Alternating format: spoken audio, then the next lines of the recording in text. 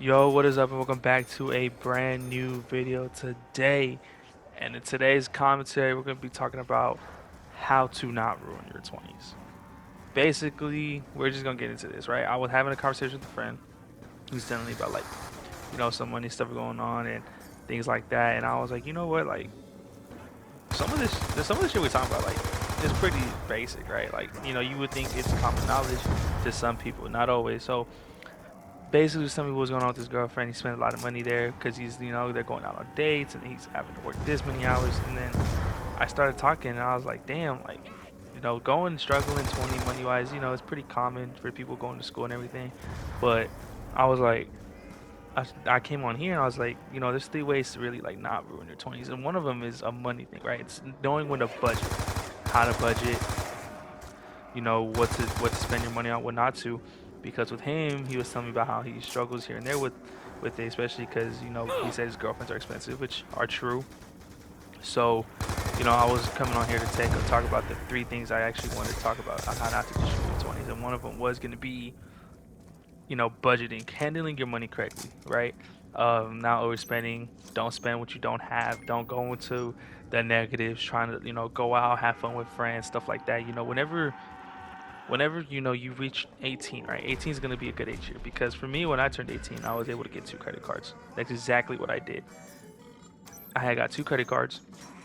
They gave me pretty high limits on them, not gonna say how much, and I was just spending, right? It was a pretty bad way to start off. Now I know not everyone does this. Someone's in the comments will be like, well, you're probably stupid because I didn't do that. Well, I did, right? Now luckily now I don't have any debt problems, money problems with that. But come when I had hit 18, then I'm working, my money's going out quickly. I'm spending my actual check. I'm spending money on the credit cards. I'm still paying them here and there, but it's such a high rate. I don't know if you know this, if you're having an 18 yet or anything, you don't have a credit card, and if you're gonna get one by the time you turn 18 or you're in your early 20s, you don't have one. Whenever they give you a credit card, say they give you like a $5,000 limit, you're only supposed to use like 10% of that, right? You get a $500 limit, you only use 10%. Because the way it reports is if you max out your credit card, when they run your credit checks and everything, it shows you owe a lot of money, right? It shows that you use more. You show you have really high usage rate on your card, stuff like that. And it's like, oh, why would we want to give this person more money, right? Whenever you that much in debt, it's like, why would we hand this person more money so they could not pay us back?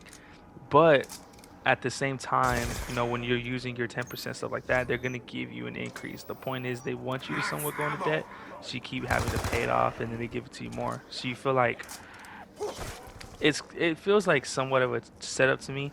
Even now, when I use my credit card to do the 10% rule, I get the credit increase limits. I just don't ever really use anything for the credit increase limits. I still just use it for like gas and groceries. That's about it.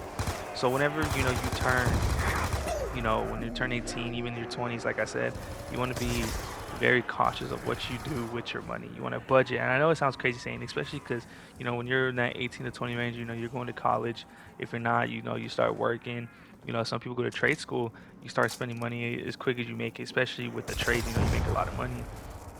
And it's like you want to really budget your plans because you could have a girlfriend, you could have friends you want to go out with. Then you still probably end up, some people still live at their parents' house, which is cool.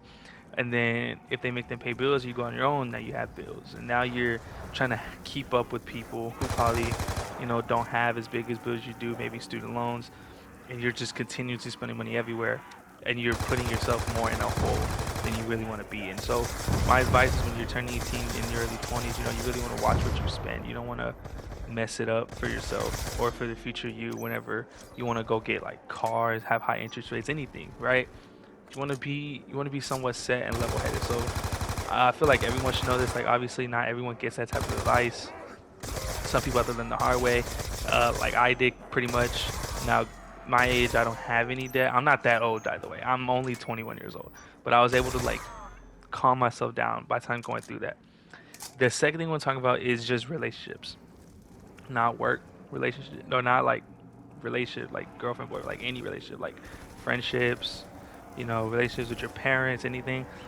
You don't want to have that type of toxicity. If it's a toxic relationship with anybody, not even like I said, not even just like girlfriend, boyfriends.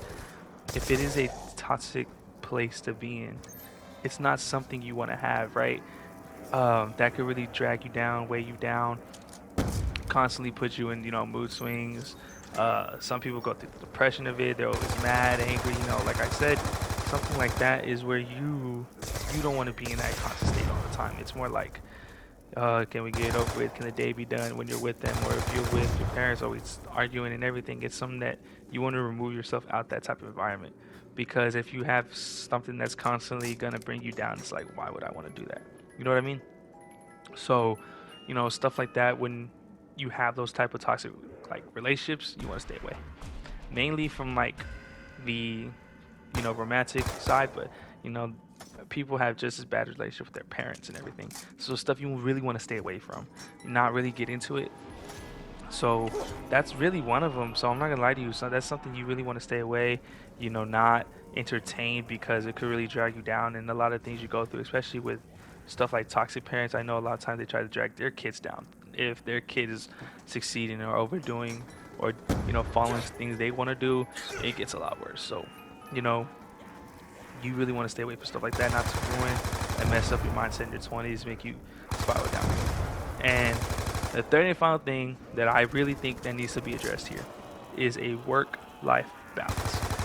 I know, not even work life, school, work life, all stuff like that. Because whenever you do have like stuff like a school life, work life balance, it's all like, you know, it feels a lot better, right? Whenever I went off at 18 when I went to school, it was like, let me balance everything, right? Because now you have like, some people get scholarships, you still have like student loans, you still have, work. Me, I worked a night shift job, right? And I'd be working night shift, and then I try to get to classes early, and then I'm over here tired, and then I go home, and days I don't have class, I'm sleeping all day, going to work at night, and then my days off, I'm sleeping all day, even the nighttime, because I finally got a day off. Your body isn't adjusted to that type of schedule, because so then now I'm tired, and then my Saturday, you miss out on time with family friends, because you know you don't have a good work-life balance, and you're stressed and really trying to do something. What you need to do is, there's nothing wrong with like taking, you know always going to work, making sure making money. That's what makes the world go around. Or going to school, make sure your grades are good, doing your studies. But sometimes you do need to balance in between. Overstressing yourself is a real thing, and especially that young, you don't want to do that to yourself. So whenever you are doing these things when you get older, if you're about to turn 18, about to turn 20, stuff like that, you want to be able to balance it out. Okay, balance out, going out a healthy amount, not too much. Like I said in the first one, don't go out if you don't have the money to do it, or if you're not in the position to do it. But also, don't go, stressing yourself out with like work, and then not being having time for people.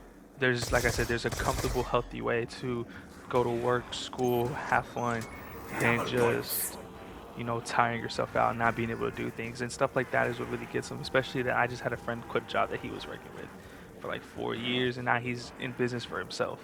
Right? It took him like 4 or 5 years saving money, and he was having a pretty bad work-life balance. And then he started this within this last year, started really balancing out for both of them, and now he's as happy as ever been. And then he was able to put up money that he was saving throughout all that too.